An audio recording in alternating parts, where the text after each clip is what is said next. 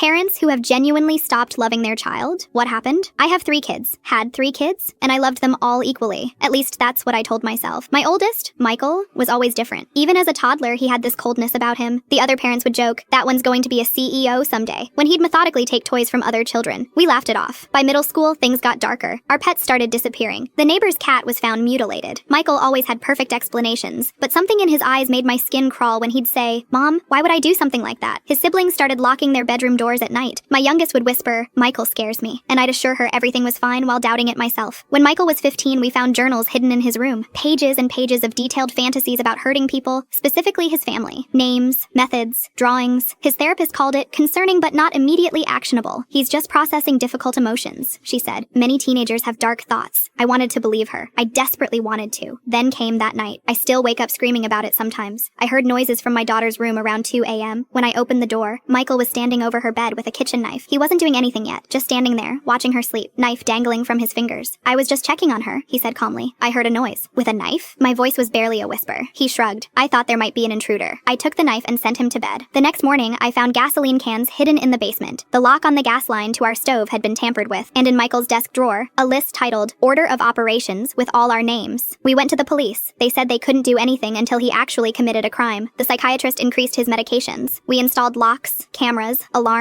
We lived like prisoners while the predator slept down the hall. "You're overreacting," Michael said with a smile that never reached his eyes. "I would never hurt my family." 3 weeks later, my husband woke to find Michael standing in our doorway, just watching us sleep. The next night, same thing. Then my youngest daughter's bedroom window was found open, from the inside, during a frigid winter night. That's when I realized I didn't love him anymore. There was no maternal instinct left. When I looked at him, I felt nothing but fear. "What happens when we can't stay awake anymore?" my husband whispered one night. "What happens when we miss something?" We made the impossible decision. We found a secure residential treatment facility 3 states away. When we told Michael, he didn't react at all. No anger, no sadness, nothing. "You're sending me away because you're afraid of me," he stated flatly. "We're sending you away because you need help we can't provide," I said. He smiled. "You don't love me anymore, I can tell." And he was right. The love had been replaced by something else. A horrible emptiness where maternal love should be. The staff at the facility later told us Michael scored in the highest percentile for psychopathic traits they'd ever recorded. That was 2 years ago. My other children are thriving now that they feel safe. We still pay for Michael's care, we check on his progress, we do everything parents should do.